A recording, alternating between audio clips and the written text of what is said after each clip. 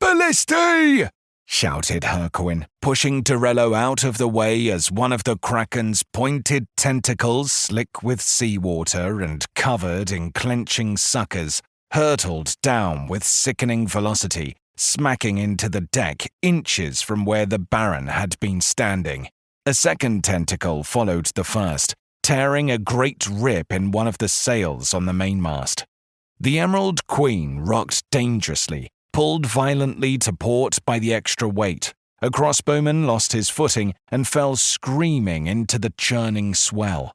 The ballistae teams were struggling to load the 6-foot-long bolts into the slider, fighting to keep their balance. "By the 12, where are the caravels?" said Orcam. The smaller boats were still hundreds of yards away, turned against the wind. They would not arrive in time. "We have to do something about those tentacles," Praxis yelled over the creaking of strained wood and the cries of panic. Drawing his last remaining stiletto, he set upon the nearest tentacle, slashing at the dark green skin. It was soft and rubbery, and his blade skittered uselessly across the surface. "Manfeld!" Praxis cried, hating to have to ask the knight for help. "A little assistance, if you would."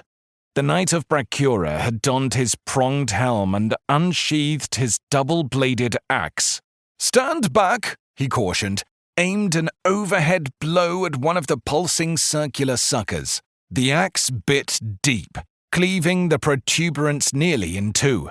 Thick, dark blue blood gushed from the wound, covering his silver gauntlets. "My brothers, with me! We must free the ship!" He began hacking at another of the suckers and was soon joined by 3 more knights. Behind him, Hercuin had organized a group of crossbowmen, and they sent a flight of bolts buzzing towards the thing's exposed face. Only one of them penetrated, hitting an enormous pustule on the Kraken's ovoid cranium. The rest pattered harmlessly off its mottled skin. With an angry screech, the Kraken finally released its grip of the ship, bleeding from a dozen wounds. The injured appendage thrashed violently, catching one of the knights and sending him sailing into the mainmast. He hit the mast hard with a crunch of broken bones. The second tentacle came down again, pulverizing one of the ballistae into splinters and crushing the 2 sailors loading it. "Ballista 1, ready to fire!" a haggard sailor cried. A flailing tentacle ripped his head from his shoulders. Hercuin jogged across the deck, dodging an unattached knot of the rigging as it whistled overhead. "Release! Release!" he said desperately, reaching the siege weapon and hammering down on the lever. With a twang, the taut bowstring sent the bolt rocketing forwards, boring into the raging sea monster. "Reload! Reload!" The tentacles were battering the deck now, rising and falling like a pair of drummers' mallets as the Kraken vented its pain and rage. Sailors ran for shelter beneath the sails and masts as the planking split and cracked. Those who were not fast enough were crushed to death or sent tumbling into the sea of sorrow. Another ballista fired, but, in their haste, the artillery crew had failed to compensate for the ship's roll, and the shot went wild.